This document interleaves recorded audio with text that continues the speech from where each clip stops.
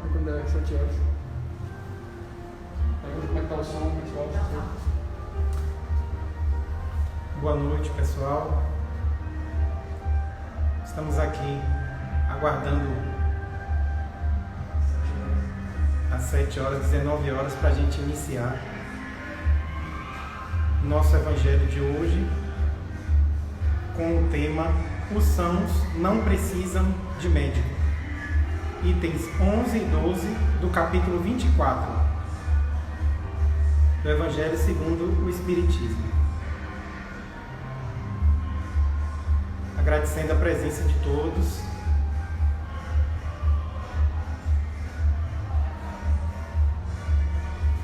Queria pedir que vocês sinalizassem como está o som, está tudo ok.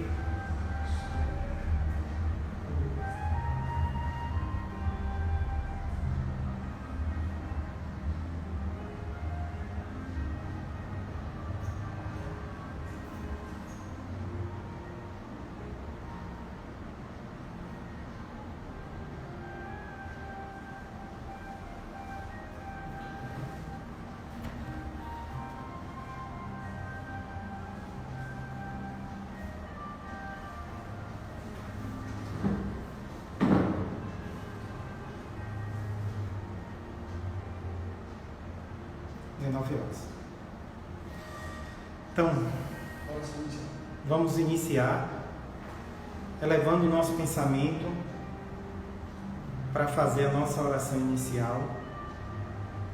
Primeiro, de agradecimento ao nosso grande Pai, ao nosso Mestre Jesus, por mais esta oportunidade de aqui, reunidos, podermos ouvir, interpretar as palavras, os ensinamentos do nosso grande Mestre Cristo, a fim de que a gente consiga adentrar pelo caminho do Pai.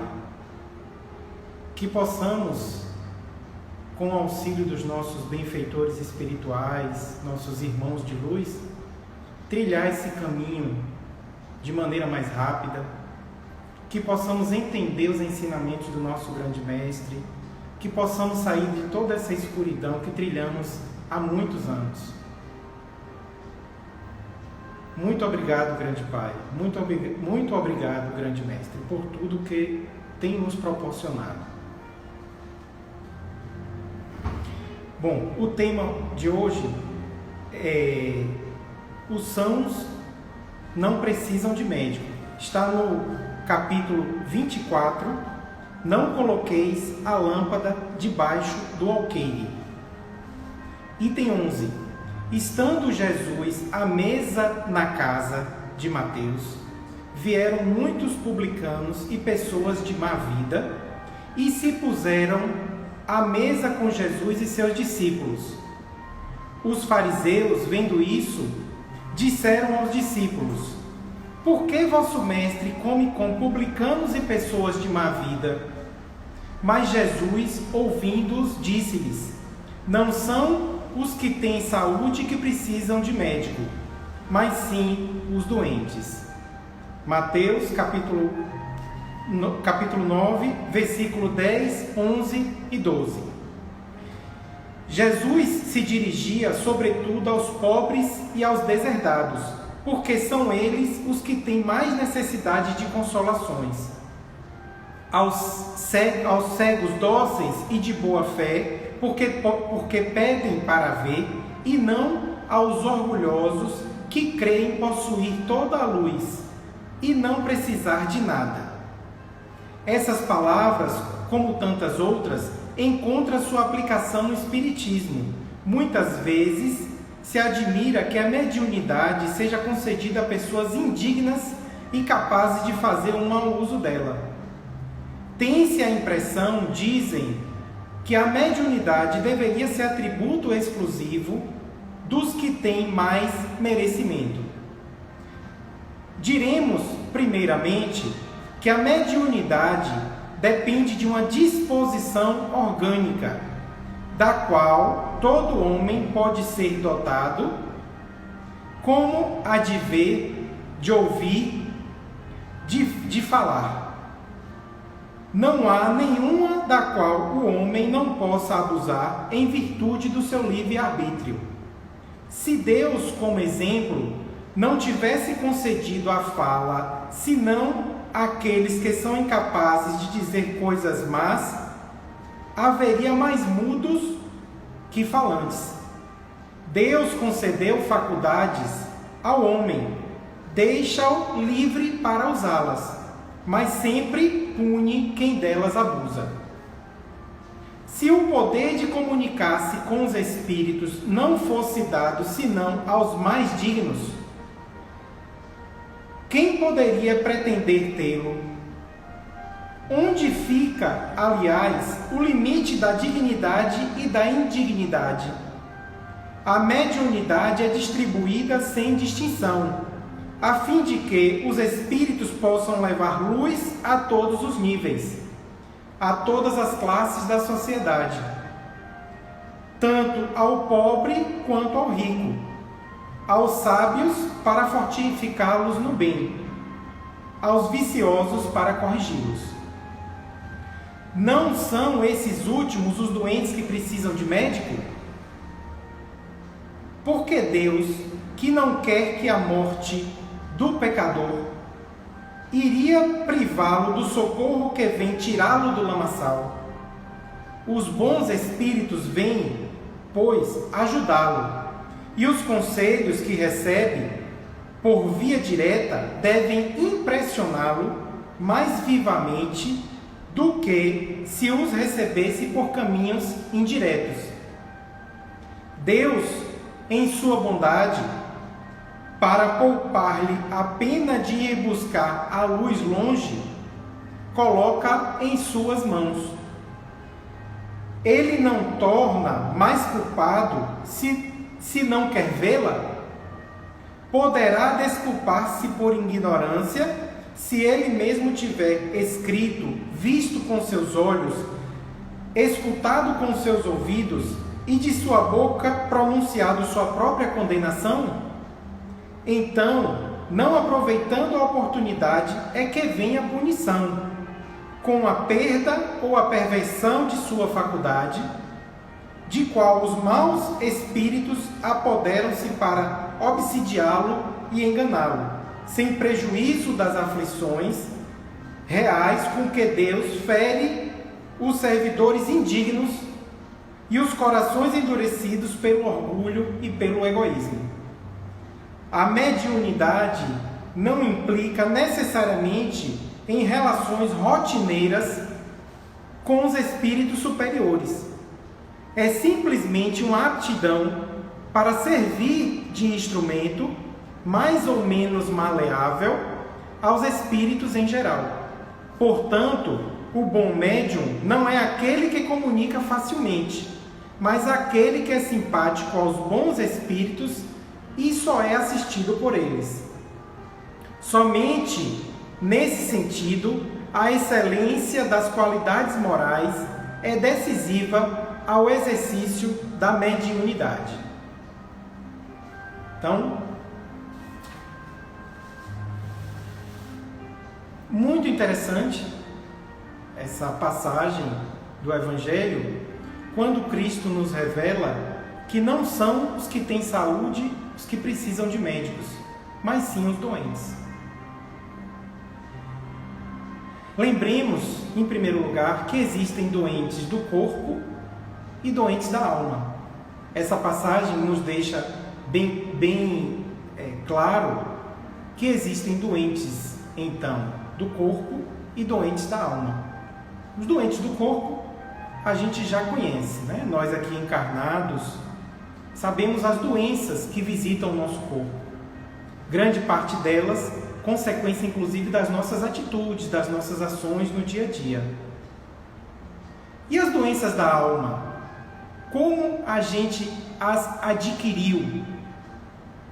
Através do descompromisso com as leis de Deus, as leis da vida. Toda vez que a gente fere uma lei divina, a gente adquire uma doença da alma. Para as doenças do corpo, nós chamamos os médicos da carne. Para as doenças da alma, precisamos chamar o médico do espírito, o Cristo, o nosso grande mestre, que aqui esteve para nos ensinar o caminho. Lembremos que todos, doentes do corpo e doentes da alma, são credores de entendimento e bondade, amparo e restauração. Então devemos entendê-los como credores de bondade. Eles sempre terão, nós sempre teremos, como doentes da alma, possibilidades mil de restauração. A porta do arrependimento está sempre aberta.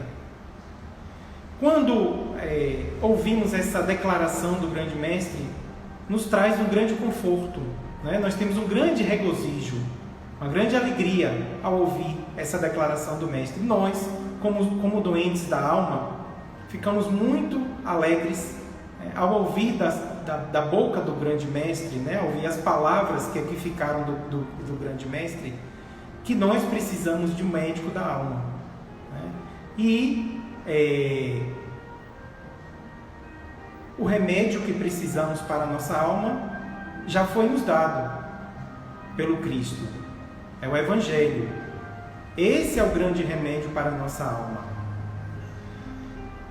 Grandes questionamentos surgiram na época de Cristo pelo fato de ele ter sentado, né? ter chamado Mateus, que era um moço da alfândega, né? Cristo encontra Mateus na alfândega e chama-o para sentar-se à sua mesa. Ele pede: segue-me, e Mateus, levantando-se, seguiu a Cristo. Grandes questionamentos foram feitos à época. Por que Cristo teria chamado Mateus, um pecador, um publicano, né, que trabalhava na alfândega? Por que Cristo teria chamado Mateus para sentar-se à mesa com ele? Por que Cristo colocava à sua mesa pecadores e publicanos? Os fariseus à época fizeram questionamentos, e isso nos deixa bem claro que Cristo não estabelece condições para que a gente compartilhe a sua mesa. Ele chama a todos nós, pecadores, para compartilharmos a sua mesa. Ele não quer saber se somos fracos de espírito, ele não quer saber se somos demasiado imperfeitos, ele não quer saber se sofremos em família, se possuímos débito a solver, se padecemos tentações, se somos acusados de alguma falta, se somos ricos ou pobres de bens materiais. Diz apenas a todos nós que o sigamos e que lá, no caminho, teremos os socorros eficientes para a nossa necessidade. Cristo, antes de fazer o banquete com os seus discípulos, na última grande ceia, né, aquele banquete que foi uma situação íntima e familiar dele com os discípulos, mas chamados para si. Então, antes que Cristo fizesse essa última ceia com os discípulos, ele ceiou, ele sentou-se, ele fez o banquete com pecadores e publicanos. Imaginemos então a importância que Cristo dá a todos nós pecadores, a nós que estamos incessantemente correndo no caminho equivocado. Cristo abraça a todos nós. Basta que desejemos a excelência de sua alimentação espiritual. Basta que nós queiramos a alimentação espiritual que Cristo nos abraça. Então fica bem claro, quando Cristo senta-se à mesa com os publicanos e pecadores, que Ele chama a todos sem distinção. Ele não quer saber de nossas particularidades. As portas estão abertas a todos. Basta que queiramos segui-lo. Ele nos abraça a todos, independente de nossa situação. Basta que nós desejemos seguir o caminho.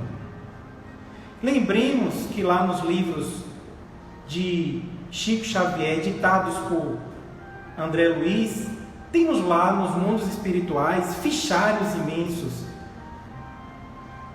especificando os nossos problemas, as nossas doenças, as nossas condutas. Vejamos então que somos doentes da alma, que somos necessitados de socorro e amparo espiritual, que estamos aqui agora por conta de nossas doenças espirituais.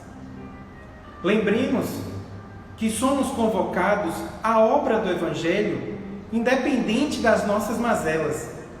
Às vezes até nos questionamos, mas com tantas mazelas como temos, por que somos chamados à obra do Evangelho?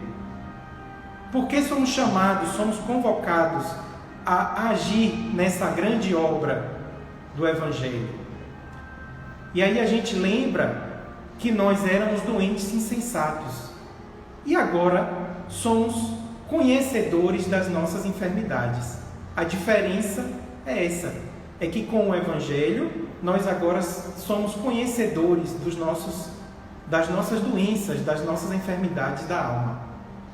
E a gente sempre questiona também o seguinte: será que a gente deve esperar então a doença para que a gente procure o médico? Normalmente, no mundo carnal, a gente espera adoecer para procurar o médico, né? As nossas doenças do corpo, elas surgem e chamam a nossa atenção. E é a partir desse momento que a gente normalmente procura o médico. E será que isso é o correto? Será que a gente deve esperar essa doença acontecer para procurar o médico? Quem trabalha em área de saúde sabe que, na realidade, nós, quando procuramos assistência aos problemas da carne, a gente espera aparecer os sintomas, as doenças, para que a gente tome cuidado do nosso corpo. Nós, quando procuramos um facultativo, normalmente realizamos exames e ele nos orienta: olhe, você deveria mudar de atitude, você deveria mudar a sua alimentação, você deveria praticar atividades físicas, você deveria estressar-se menos preocupação, mais aconchego familiar. E o que nós normalmente fazemos? Não damos importância, ou no máximo a gente segue o trato semanas ou meses. Depois a gente não dá importância, afinal de contas não estamos sentindo nada. E aí continuamos a nossa jornada com as mesmas atitudes, para com o nosso corpo carnal, nosso corpo material. Depois procuramos novamente outro facultativo, agora já com sintomas leves. E ele novamente nos chama a atenção: olha, seus exames mostram que você não tem feito bom uso da sua alimentação, não tem feito atividade física. E recebemos novamente todas aquelas orientações. Novamente seguimos pouco tempo e deixamos de lado, afinal de contas os sintomas são leves. Pioramos a nossa situação e agora adquirimos sintomas mais intensos. Novamente procuramos o facultativo, que através dos exames chama novamente a nossa atenção. Deveremos mudar nossas atitudes. Continuamos do mesmo jeito. Até quando vêm os grandes problemas? Até quando a doença nos deixa acamado, nos deixa imobilizado, que aí sim a gente começa a seguir as orientações do médico. Nós somos assim. Seres humanos somos assim. Nós seres humanos somos assim. A gente espera a dor, o sofrimento para mudar de atitude. E é isso que tem nos feito reféns dessa nossa situação aqui, neste mundo, de provas e expiações até agora. A gente sabe que estamos passando por um processo de renovação da Terra, mas até agora ainda somos um mundo de provas e expiações. Interessante notar No livro Paulo e Estevão, eu vou ler aqui um trechozinho desse livro, Paulo e Estevão, que foi ditado por Emmanuel a Chico Xavier, quando Samúnio estava conversando com Saulo ainda, né? Ainda não era Paulo, era Saulo, né? Durante uma visita que ele estava fazendo de averiguação da Igreja do Caminho, Samúnio, que era um senhor fariseu, né? Muito rico, e que adoecera, sendo relegado pela sua família ao alento, depois de tiver adquirido a doença, lepra. Desculpe. Samúnio diz a Saulo o seguinte: se eu tivesse com saúde, plenamente identificado com a família e no gozo dos bens que conquistei com esforço e trabalho, talvez duvidasse também dessa realidade confortando-a. Mas estou prostrado, esquecido de todos, e sei quem me deu mão amiga. Quem tinha dado a mão amiga a ele eram os seguidores do Evangelho, os discípulos que continuaram a Igreja do Caminho. O leito de dor é um campo de ensinamentos sublimes e luminosos. Nele, a alma exaustiva vai estimando no corpo a função de uma túnica. Tudo o que se refere à vestimenta vai perdendo, consequentemente, de importância. Persevera, contudo, a nossa realidade espiritual. Os antigos afirmavam que somos deuses. Na minha situação atual, tenho a perfeita impressão de que somos deuses projetados num turbilhão de pó. Apesar das chagas pustulentas que me segregam das afeições mais queridas, penso, quero e amo. Na câmara escura do sofrimento, encontrei o Senhor Jesus para compreendê-lo melhor. Hoje, creio que seu poder dominará as nações, porque é a força do amor triunfando da própria morte. A gente vê então que Samúnio diz claramente que enquanto a gente está no júbilo da riqueza, da saúde, a gente não se lembra de Deus. E a partir do momento que a gente adquire a chaga, a doença, o problema, e é por isso que eles surgem, é que a gente procura Deus. E ele achou o abraço afetuoso e amigo nos irmãos do caminho. Ele não achou na própria família. E é isso que chama a atenção. Ele diz que ele encontrou o caminho porque estava doente, porque estava aflito. Ele sabia que se não estivesse, não teria achado o caminho. Então, normalmente é isso o que acontece conosco. Nós estamos trilhando o nosso caminho e só nos lembramos de procurar o grande Pai nas chagas da dor, no sofrimento, na doença. Cristo, sabedor e entendedor de nós, suas ovelhas, ele deixou bem claro que nós, doentes, é que precisamos de médico. Ele sabia que os sãos não procurariam o médico. Ele sabia que nós, doentes, é que procuraríamos o médico. Devemos lembrar também que nem todos que estão doentes são viciados ou malfeitores. Normalmente a gente, julga o nosso irmão que está doente, é um viciado, é um malfeitor, é um bandido. Mas nem sempre os doentes são esses, os malfeitores e os viciados. A gente tem aqueles doentes também pelo excesso das atitudes respeitáveis que desfiguram os sentimentos. São os extremistas da corrigenda, tão apaixonados pelos processos punitivos, que se perturbam na dureza do coração pela ausência da misericórdia. Esses também estão doentes. Os extremistas da gentileza, tão interessados em agradar, que descambam um dia para as deficiências da invigilância. Esses também estão doentes. Os extremistas da superioridade, tão agarrados à altura a ideia da altura pessoal, que adquirem a cegueira do orgulho, esses também estão doentes. Os extremistas da independência, tão ansiosos, com tanta vontade de sua emancipação, que fogem ao dever, caindo nos desequilíbrios da licenciosidade, esses também estão doentes.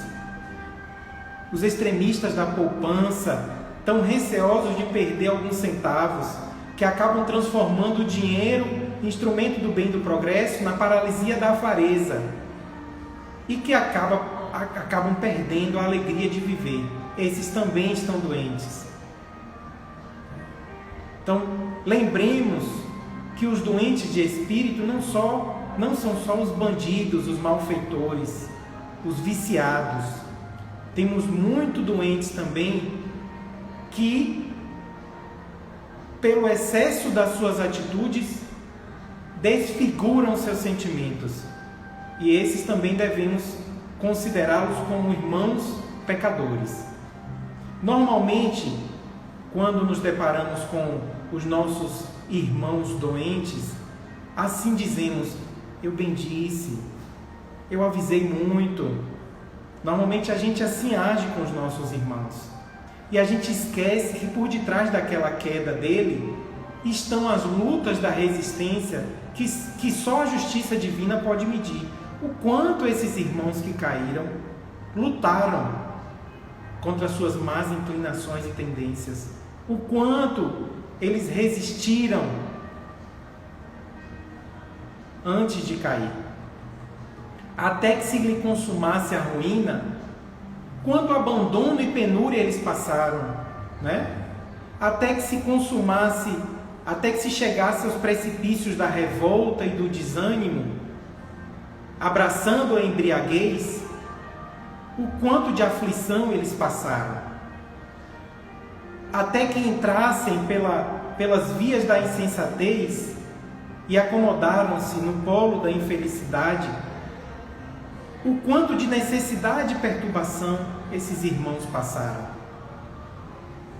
Aquele que desertou das tarefas e compromissos que assumiram, o quanto de tribulações foram vítimas. Jamais condenemos. Auxiliemos nosso irmão nessas trilhas da provação e da tristeza. E dessa forma a gente vai sentir a necessidade de falar do bem, pensar no bem, ajudar o próximo, caridade.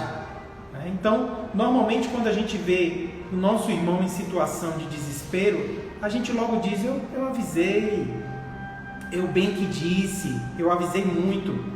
E a gente esquece que esses irmãos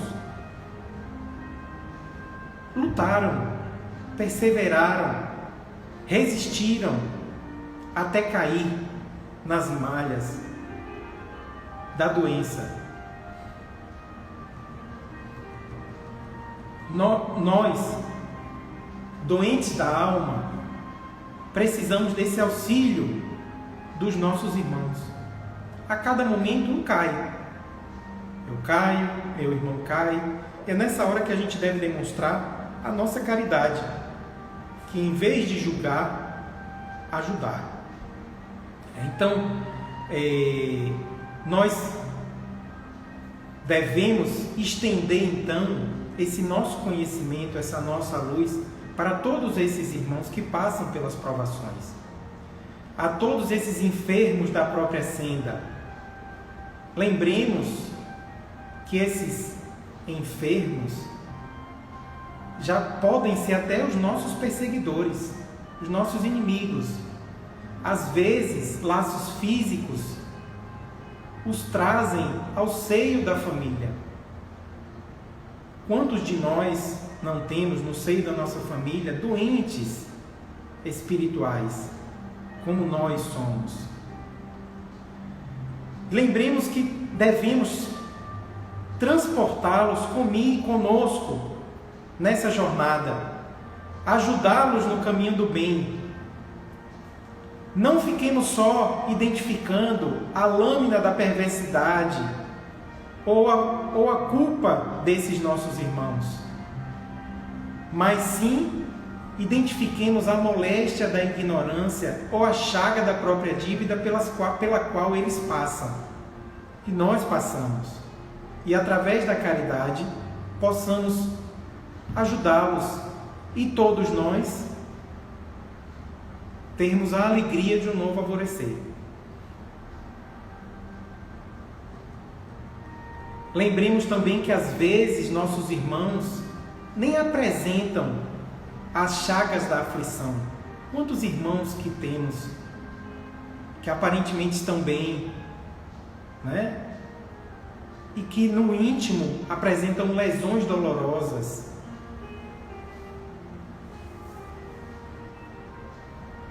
Devemos observá-los e chamá-los à nossa afeição como companheiros, ainda que sejam menos atrativos e desejáveis. Normalmente a gente quer, para fruir da vida, fruir das questões materiais, normalmente a gente, quando vai para uma festa, vai fazer um banquete, a gente chama aqueles irmãos que estão bem e a gente esquece daqueles irmãos que estão necessitados, padecentes da alma. A gente só chama para o nosso aconchego os que estão alegres e felizes, e esquecemos que são aqueles que estão tristes e padecentes da alma, aqueles que são os mais necessitados. Devemos então retificar que agir com prudência e piedade desse enfermo é o nosso primeiro mandamento. Devemos agir como um enfermeiro que socorre a contusão, que ajuda o contundido sem alargar a ferida. Devemos restaurar sem destruir, emendar sem proscrever. Não ignorar que esses irmãos transviados, nossos irmãos transviados, se encontram encarcerados em labirintos de sombra, como nós mesmos, sendo necessário adquirirmos todos juntos uma saída adequada. Lembremos que o nosso grande Pai tem infatigável paciência para conosco mesmo. Quanto de paciência Deus nos tem demonstrado, né? Quando perguntaram ao mestre quantas vezes deveríamos perdoar, ele disse não 7, mas 70 vezes 7. Muitas vezes desertamos no bem, falhamos e nos distraímos e ficamos às vezes tristes e deprimidos. Mas vamos evitar as nossas lamentações que não levam a nada, lamentações improfícuas. Não devemos descampar irresponsabilidade, deixando que as nossas atitudes erradas aconteçam, mas devemos analisar nossas ações e retificar a nossa conduta sempre. Para nossa moléstia da alma, Cristo nos deixou receitas bem claras. Para perturbações do egoísmo, faze aos outros o que deseja que os outros te façam. Nas convulsões da cólera, o Cristo nos disse que na paciência possuirás a ti mesmo. Nos acessos de revolta, o Cristo nos disse que humilha-te e serás exaltado. Na paranoia da vaidade, o Cristo nos avisou que não entraremos no reino do céu sem a simplicidade de uma criança. Na paralisia do espírito por falsa virtude, Cristo nos avisou: se aspiras a ser maior, sê no mundo o servo de todos. Nos quintos mentais do ódio, Cristo nos pediu: ama aos teus inimigos. Nos delírios da ignorância, Cristo nos avisou: aprende com a verdade e a verdade vos libertará. Nas dores das ofensas recebidas, Cristo nos pediu: perdoa 70 vezes 7 vezes. Nos desesperos provocados pelas violências alheias, Cristo nos pediu: ora pelos que te perseguem e caluniam. Nas crises de incertezas espirituais, Cristo nos disse: se queres vir após mim, nega-te a ti mesmo, toma a tua cruz e segue-me. Então, a pílula de Cristo é essa. As receitas que o Cristo nos deu para as nossas doenças da alma são essas. Só que nós não conseguimos nos curar se a gente continuar fugindo do remédio. Nós só conseguiríamos a nossa cura da alma se a gente não continuar fugindo do remédio. Esse remédio que o Cristo nos ensinou. Enquanto a gente estiver fugindo dele, não conseguiremos a cura da nossa alma. Somos igual ao paciente que procura o médico, recebe as orientações, mas não a segue. Não muda nada. Continuaremos doentes cada vez mais. Então, é necessário que a gente siga as orientações do nosso grande mestre. É necessário que a gente siga os ensinamentos do Cristo. Eu trago aqui, vou ler agora, uma mensagem que eu achei bem interessante de Emmanuel, ditada por Chico Xavier, que diz o seguinte: cura a catarata e a conjuntivite, mas corrige a visão espiritual de teus olhos. Defende-te contra a surdez. Entretanto, retifica o teu modo de registrar as vozes e solicitações variadas que te procuram. Medica a arritmia e a dispneia. Contudo, não entregues o coração à impulsividade arrasadora. Combate a neurastenia e o esgotamento. No entanto, cuida de reajustar as emoções e as tendências. Persegue a gastralgia, mas educa teus apetites à mesa. Melhora as condições do sangue, todavia não sobrecarregues com os resíduos de prazeres inferiores. Guerreia a hepatite, entretanto, livra o fígado dos excessos em que te comprazes. Remove os perigos da uremia, contudo, não sufoques os rins com os venenos de taças brilhantes. Desloca o reumatismo dos membros, reparando, porém, o que fazes com os teus pés, braços e mãos. Sana os desacertos cerebrais que te ameaçam. Todavia, aprende a guardar a mente no idealismo superior e nos atos nobres. Consagra-te à própria cura, mas não esqueças a pregação do reino divino aos teus órgãos.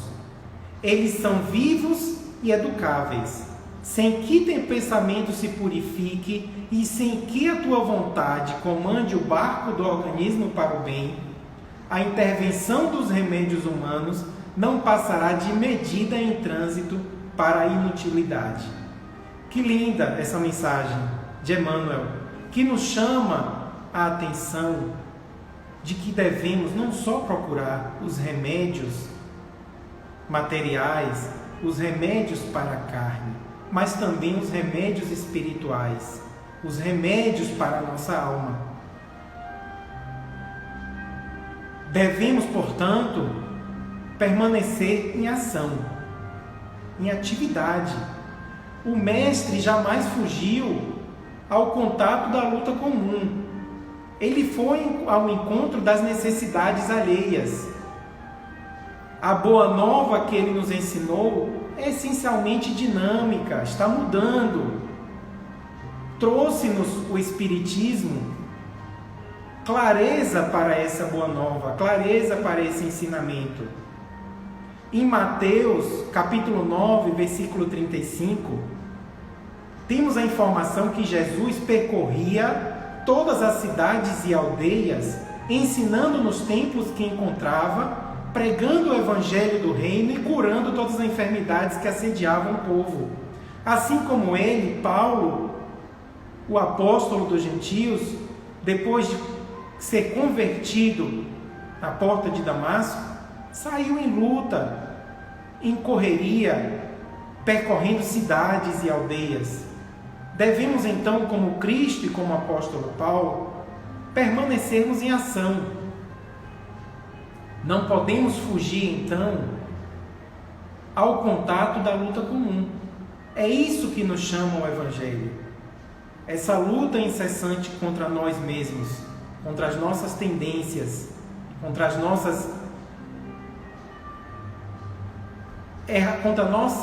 nossos erros de longa data.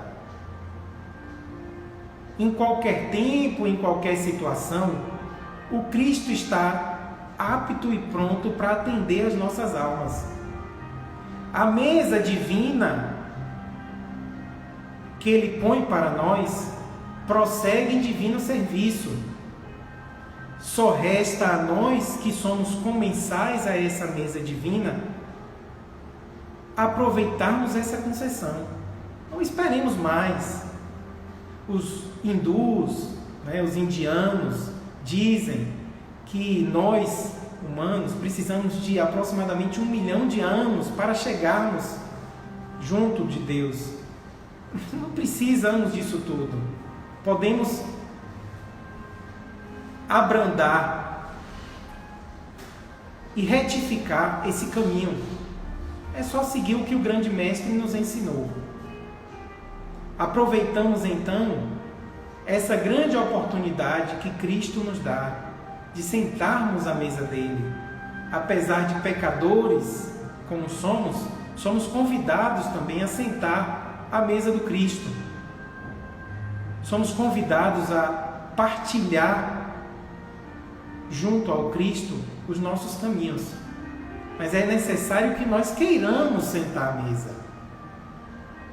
Ele espera que nós desejemos essa atitude de sentar junto à mesa com Ele. Lembrando que sempre recomeçar é bênção na luta divina. Façamos como o sol no horizonte de cada manhã, que recomeça a cada dia e nos dá uma nova oportunidade. De janeiro a janeiro, renova-se o ano. É como se o sol estivesse a nos dizer: se quiseres, pode recomeçar. Recomeçar é bênção. Agora vamos recomeçar de forma diferente. Ninguém aproveita o remendo novo em um pano velho, como disse o nosso grande mestre, porque o pano vai rasgar-se. Então, recomecemos de maneira diferente. Vamos nos desfazer do imprestável, vamos nos desvencilhar do inútil, vamos esquecer os enganos que nos assaltaram, vamos deixar de lado as nossas aflições que nos trazem nada. Sempre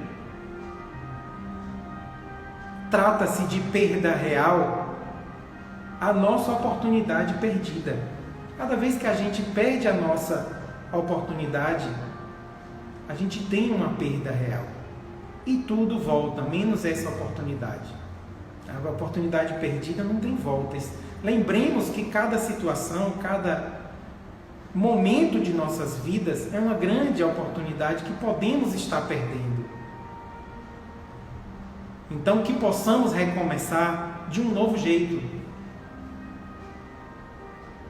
Possamos recomeçar como novas pessoas, como novos tecidos, e não apenas um remendo novo num tecido velho.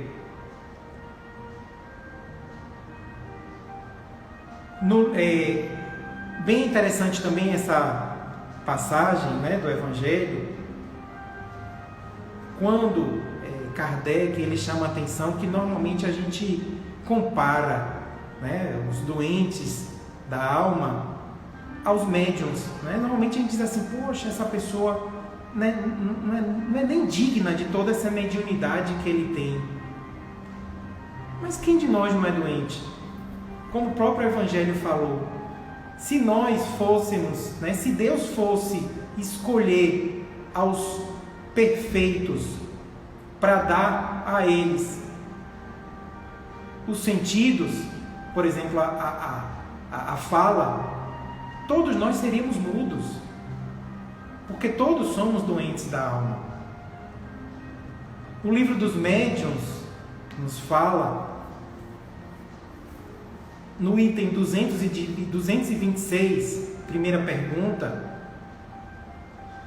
perguntaram à espiritualidade se o desenvolvimento da mediunidade guarda relação com o desenvolvimento moral dos médiuns. E a resposta é que não. A faculdade propriamente dita se radica no organismo, independente da moral. O mesmo, porém, não dá com o seu uso, que pode ser bom ou mal, conforme as qualidades do médium. Então a mediunidade, ela não guarda relação com o desenvolvimento moral dos médiuns. É uma faculdade radicada no próprio organismo. Assim como a gente tem a faculdade de ver, ouvir, falar, temos a faculdade da mediunidade. A diferença é o uso que nós fazemos dela, não é? Então essa ideia que a gente tem, olha só, ele é um médium que até nem tem tanta, né? Como é que Deus desperdiça uma faculdade dessa para uma pessoa? Né?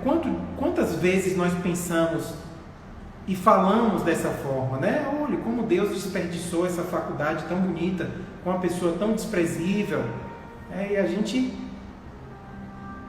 está equivocado ao pensar assim, porque a mediunidade é uma faculdade do organismo, é uma faculdade radicada no organismo. Nesse mesmo livro dos médiuns, a gente vê lá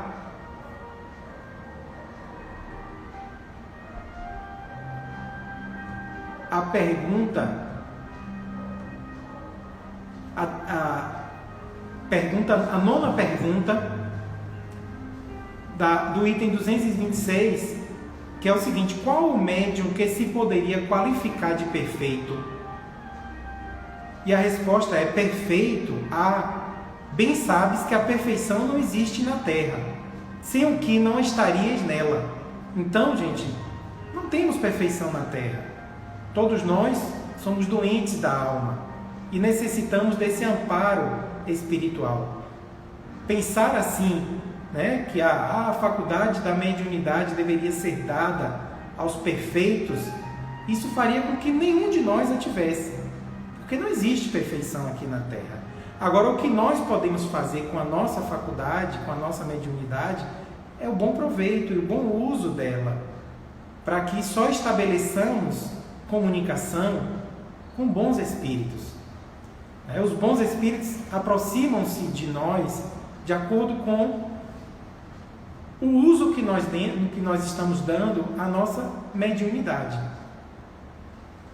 Então, essa passagem do Evangelho é muito rica, muito bonita.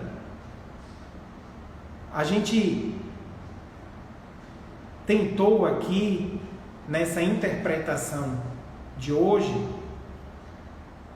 fazer uma alusão do que o Cristo nos disse ao nosso dia a dia, ao que nós estamos fazendo das nossas vidas.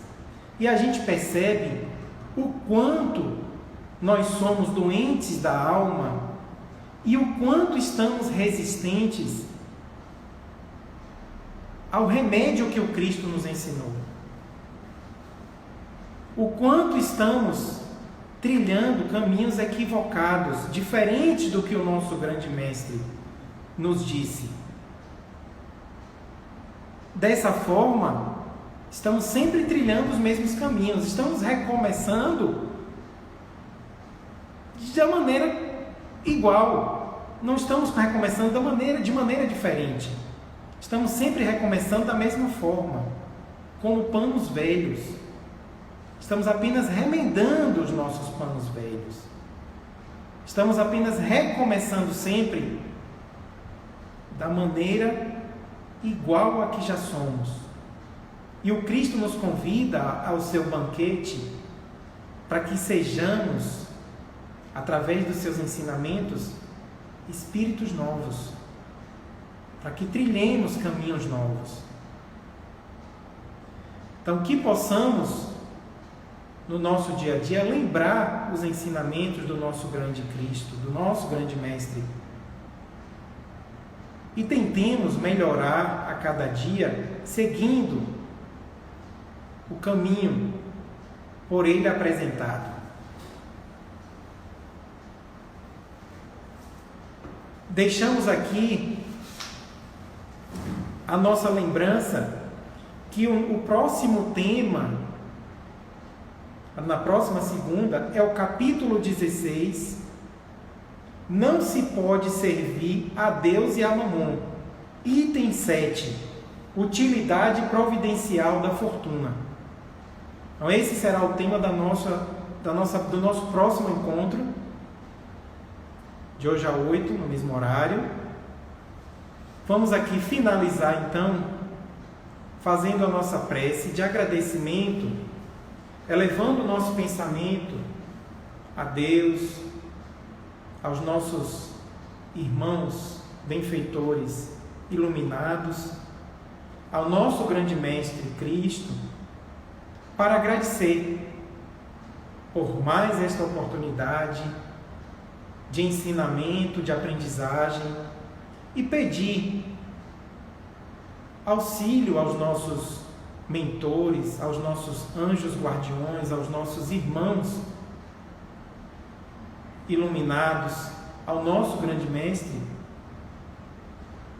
a luz ao nosso caminho, pedir que nos ajude a mudarmos, a sermos novas pessoas, a deixarmos de seguir esse caminho que nos tem levado ao insucesso, nos tem levado à aflição, nos tem deixado longe do nosso grande ideal, que é o nosso grande Pai. Que possamos então contar com esse auxílio no nosso dia a dia. Muito obrigado. Muito obrigado a todos. Muito obrigado, Deus. Muito obrigado, Cristo. Até mais.